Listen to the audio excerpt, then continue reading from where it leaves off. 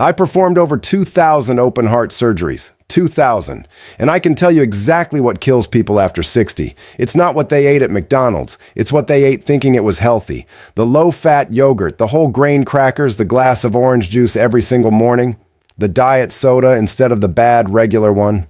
These are the choices people feel good about, and these are the exact things I see clogging arteries on my operating table. Not burger grease, not bacon, the foods with heart-healthy labels on the front. Today, I'm going to name them all. 10 categories. And by the end of this video, you will never look at your grocery cart the same way again. Let me take you back to the 1970s for a moment. That's when everything changed, and not in a good way. A researcher published a study claiming dietary fat was the main driver of heart disease. It spread through medicine like wildfire. Governments rewrote nutrition. Guidelines overnight. The food industry pivoted overnight. Suddenly, fat was the villain, and low-fat everything was presented as the answer to heart disease. So Americans cut the butter, switched to margarine, replaced eggs with cereal, bought products stamped low-fat, heart-healthy, doctor-approved, and heart disease kept killing people. Kept being the #1 cause of death decade after decade. Something was wrong with the theory. Here's what the science actually shows. Now, the real damage to your heart doesn't start with fat. It starts with inflammation, specifically inside your arteries. Chronic low-grade inflammation inside the walls of your arteries. That's the real enemy, and it builds silently for years before anyone notices. Think of your arteries like a garden hose. When they're healthy, they're smooth, flexible, elastic. Blood flows through easily with no resistance. But when inflammation sets in, and it does this, quietly for years, the inner lining starts to crack. The body tries to patch those cracks with plaque. That plaque builds up, hardens, narrows the channel, restricts blood flow, and one day on my table, that hose finally gives out completely. So, what triggers that inflammation? Not saturated fat from a grass-fed steak, not the cholesterol in your morning eggs. The research is increasingly clear on this. The main drivers are ultra-processed foods, refined carbohydrates, and hidden sugar. They spike insulin. They flood your bloodstream with inflammatory markers. They damage the endothelium. That's the delicate inner lining of your arteries, faster than almost anything else you can eat. After 60, your arteries have already been through a lot. They're less forgiving than they were at 40. The margin for error gets smaller every single year. That's why what you eat now matters more than it ever did before. So let's talk about what's actually on your plate, starting with the biggest surprises. Let's start with something sitting in almost every refrigerator in America right now. Flavored yogurt. It's marketed as a health food. Probiotics, calcium, light, low fat. The packaging shows fresh berries and a smiling woman in athletic wear. You've probably been eating it for years, feeling genuinely good about that choice. Here's the problem. When manufacturers remove fat from yogurt, it tastes terrible. So, they compensate by adding sugar, a significant amount of it. A single container of flavored low-fat yogurt can contain up to 25, sometimes 30 grams of added sugar. That's roughly the same as a candy bar, and here's why that matters specifically after 60. Your insulin sensitivity drops with age. Your pancreas doesn't respond as quickly as it used to when you were younger, so when you eat that yogurt for breakfast, your blood sugar spikes fast and stays elevated far longer than it would in a 40-year-old eating the same thing. That repeated daily spike is one of the most consistent predictors of arterial damage that I know of. It's not dramatic, it's just relentless. The same logic applies to instant oatmeal with flavoring. Plain oats, excellent food. I recommend them, but the apple cinnamon packet from the supermarket shelf is a different story. Check the label. Many brands contain 12 to 15 g of sugar per serving.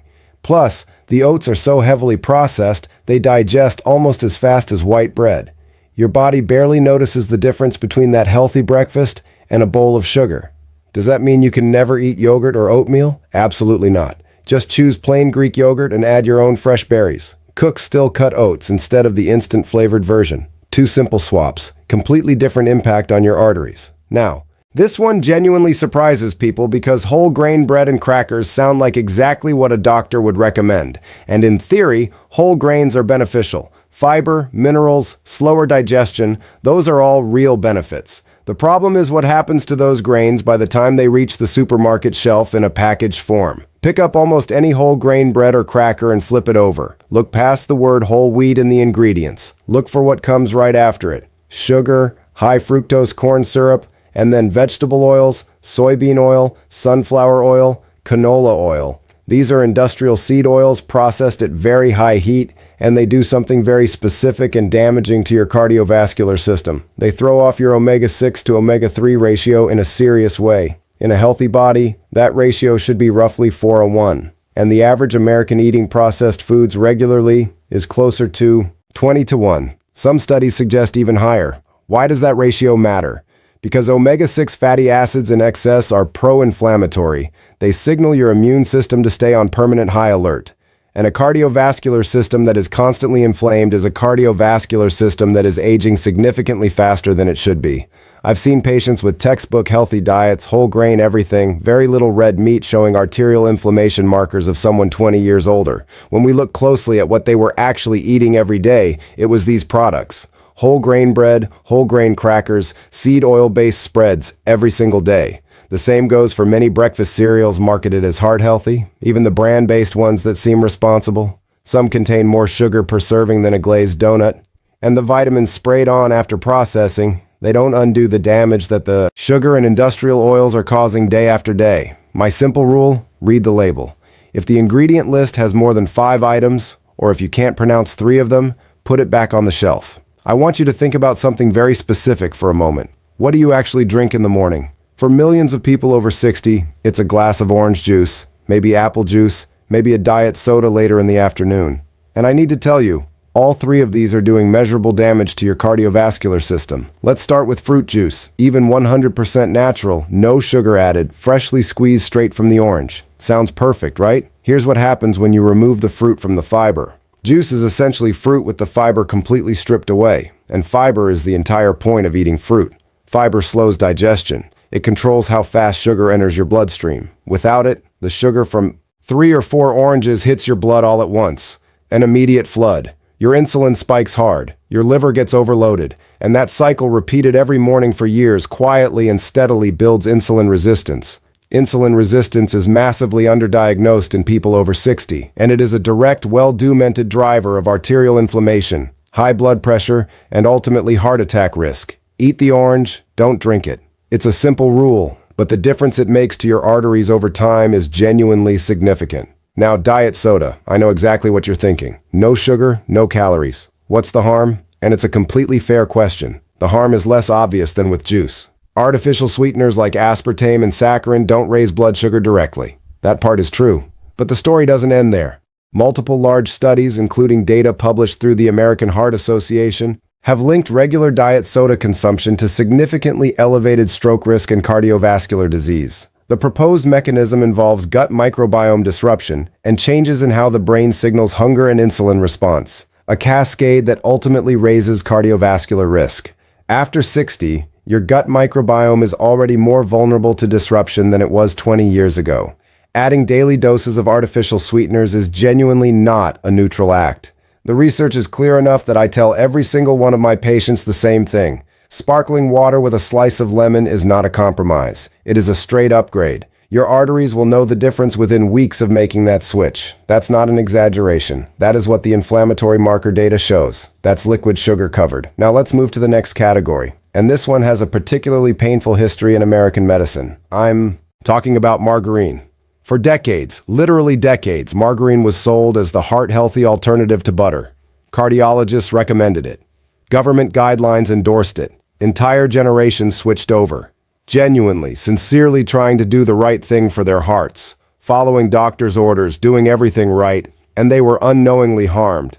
The problem was trans fats, hydrogenated vegetable oils that turned out to be extraordinarily damaging to cardiovascular health. By the early 2000s, the evidence was undeniable. Trans fats were banned or severely restricted in most countries. A genuine win for public health. But then manufacturers had to reformulate their products. They replaced hydrogenated oils with interesterified fats, a different kind of chemically modified oil. And here's the uncomfortable truth about that decision. The research on interesterified fats is still catching up. We simply don't have 50 years of population data yet. Early studies raise real concerns about insulin function and LDL particle size. My position as a surgeon is straightforward. I would rather trust a fat that humans have been eating for thousands of years than one invented in a laboratory 40 years ago. quality butter from grass-fed cows, extra virgin olive oil. These have robust long-term cardiovascular evidence behind them. Margarine and vegetable spreads simply do not have that track record. The same concern applies to microwave popcorn and packaged snack foods. Many still contain partially modified oils and seed oils heated to high temperatures during the manufacturing process. The combination modified fats plus high heat plus industrial additives is not something your arterial walls handle gracefully after 60 years of hard work. There are better options. A handful of real walnuts, a drizzle of extra virgin olive oil over roasted vegetables. These are not complicated substitutions. They're just better engineering for a heart that's been working for 6 decades. Now here's a category that I think deserves far more attention than it currently gets. Frozen meals and meal replacement products. And I understand exactly why they're appealing. You're busy, you're tired. Maybe you live alone, and cooking a full meal every single night feels like too much. These products promise convenience and nutrition together in one box. The packaging lists vitamins, protein, fiber. It looks responsible. It looks like the kind of thing a health-conscious person would choose. That's exactly what the marketing is designed to make you feel. But flip that box over and look at the actual ingredient list. You'll find maltodextrin, a highly processed starch that raises blood sugar faster than regular table sugar. You'll find corn syrup solids, sodium in amounts that would make any cardiologist wise, and a list of preservatives and stabilizers that your great-grandmother would not recognize as food. Here's what concerns me most as a surgeon. These compounds don't just spike blood sugar once. They create a cumulative inflammatory load that builds day after day, meal after meal. Study after study now links ultra-processed food consumption measured in servings per day with accelerated cardiovascular aging. The data on this is strong and consistent. One major European cohort study found that each additional daily serving of ultra-processed food was associated with a 12% increase in cardiovascular disease risk. After 60, your body's repair mechanisms are slower than they were before. The damage accumulates faster than it clears. This is biology, not blame. Eating these products regularly isn't a neutral act of convenience. It is a slow, steady drip of arterial stress happening every single day inside your blood vessels. This next one is personal for me as a physician because I watched this unfold in real time in medical offices, in grocery stores, across an entire generation. The low-fat movement of the 1980s and 90s was one of the most successful and one of the most damaging marketing campaigns in food industry history. Products flew off shelves. Low-fat cookies, low-fat salad dressing, low-fat everything. People genuinely believed they were protecting their hearts. They were following the best advice available at the time. What actually happened inside those packages? Fat was removed, and to maintain taste and texture, manufacturers replaced it with sugar, refined starch, and corn syrup every single time. Low-fat frozen dinners, low-fat peanut butter with added sugar to compensate for the removed oil, low-fat granola bars with more sweetener than a regular candy bar. The research that followed was damning. Replacing dietary fat with refined carbohydrates and added sugar turned out to be a direct predictor of cardiovascular mortality. Not a correlation, a predictor. The very people following this advice most faithfully, buying every low-fat product, reading every label, looking for the low-fat claim, were in some cases actively increasing their risk. Let me be very direct with you about this. Fat does not make you fat. Fat does not clog your arteries. These are myths that need to be retired permanently. The type of fat and the overall inflammatory load of your entire diet, those are what matter. That is where the science actually points in 2025.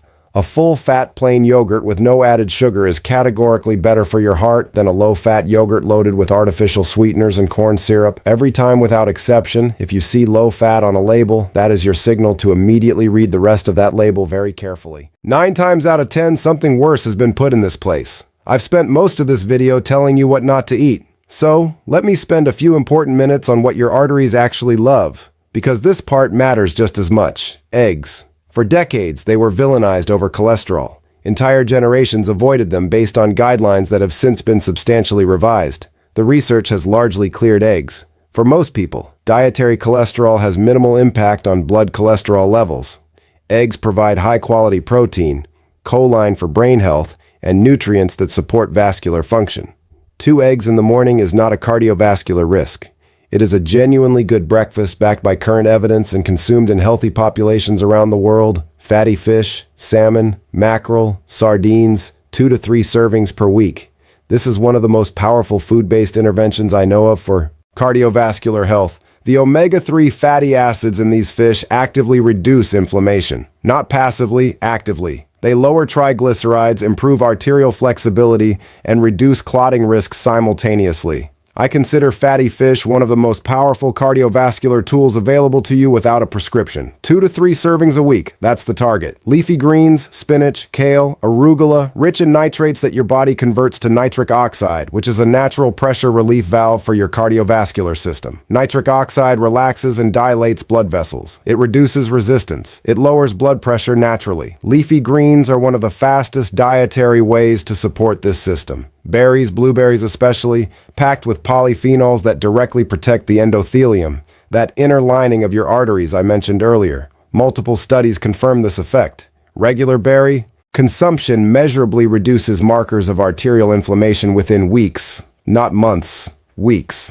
This is well documented in the research literature on cardiovascular nutrition, and olive oil extra virgin cold rest, the cornerstone of the Mediterranean diet, which has some of the strongest cardiovascular evidence in the entire history of nutritional science. Use it generously on vegetables, on salads, for cooking at moderate temperatures. It is not the enemy. It never was. The evidence for its cardiovascular benefits is genuinely robust.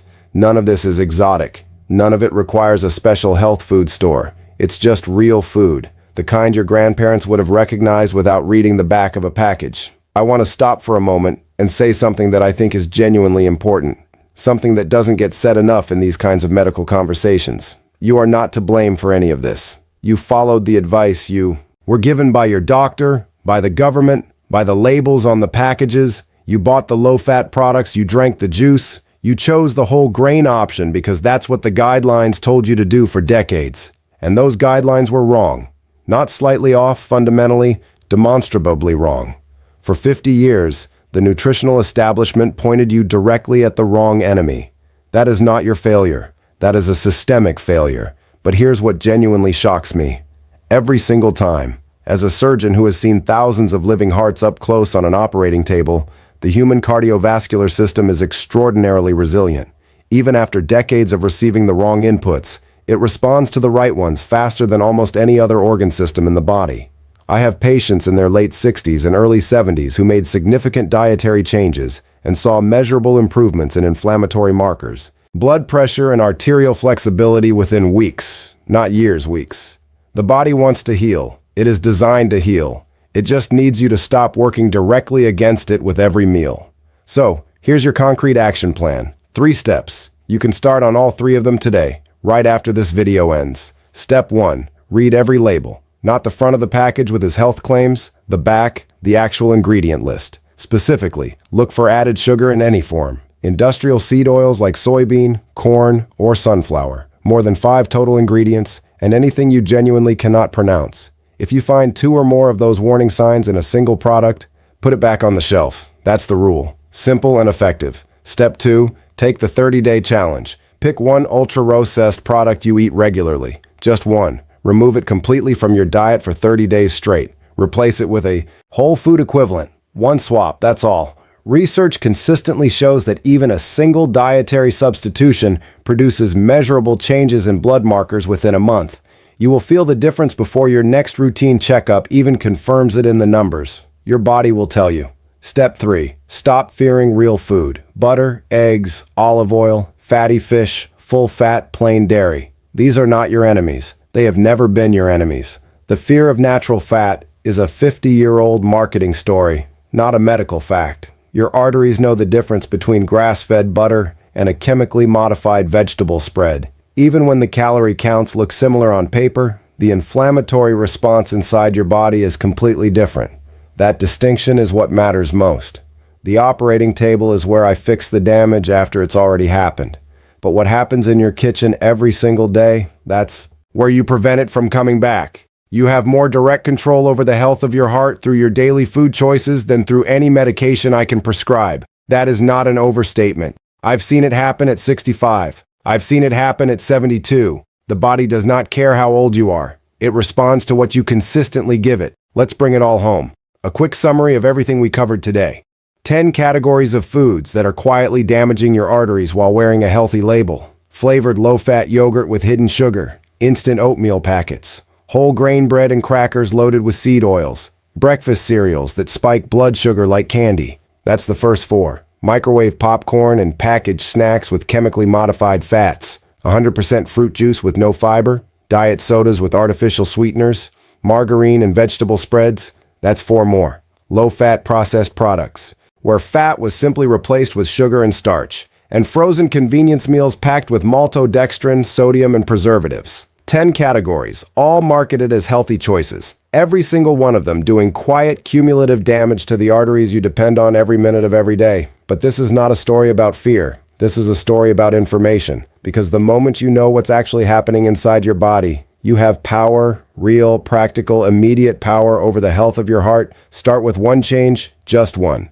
The rest will follow. Small shifts repeated consistently. That is how arteries heal. That is what the data shows and what I see in my patients. Now I want to hear from you. Which of these 10 categories surprise you the most?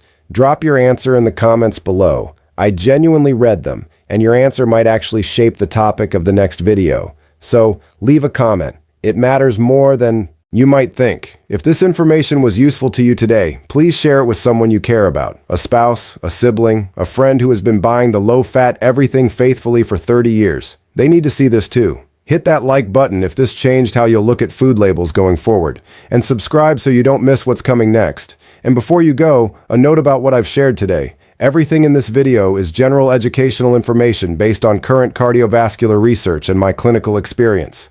Your individual situation is unique. Your history, your medications, your existing conditions all matter. Before making any significant dietary changes, please talk to your own physician. I'm Dr. Becker. Take care of your heart. It's been working for you every second of your